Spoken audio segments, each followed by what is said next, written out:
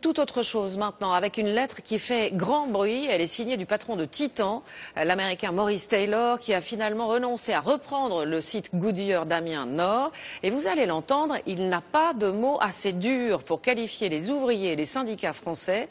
Depuis ce matin, les réactions se multiplient, elles sont très vives. Yves Gincat, Tiffaine de Tricorneau, Jean Pelletier. Pour les salariés de l'usine Goodyear d'Amiens, cette lettre, c'est un coup de massue.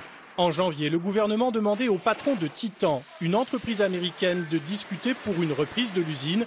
Voici la réponse du PDG Maurice Taylor. Les salariés touchent des salaires élevés mais ne travaillent que 3 heures. Ils ont 1 heure pour leur pause et leur déjeuner, discutent 3 heures et travaillent 3 heures. Je l'ai dit en face aux syndicats français, ils m'ont répondu que c'était comme ça en France. Monsieur, vous voulez que Titan démarre une discussion? Vous pensez que nous sommes si stupides que ça? Titan est celui qui a l'argent et le savoir-faire pour produire des pneus. Qu'a le syndicat fou? Il a le gouvernement français. Conclusion de la lettre, Titan investira en Chine ou en Inde pour ensuite exporter ses pneus en France. À la sortie de l'usine, les syndicalistes sont révoltés. Quand Taylor dit que les gens de chez Goodyear gagnent une fortune, vous savez, en 3-8, à trimer comme on trime, gagner, allez, on va dire 1 500 € par mois, pour moi, c'est pas une fortune. Je vois Monsieur Taylor, aujourd'hui, se permet bien des choses à l'égard des salariés français.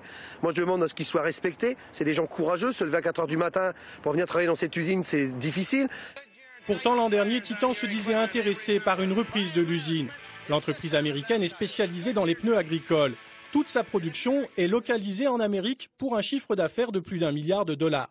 Son patron est atypique, surnommé le Grizzly. Il n'hésite pas à vanter la production américaine dans ses publicités et à se moquer de ses concurrents, dont Michelin.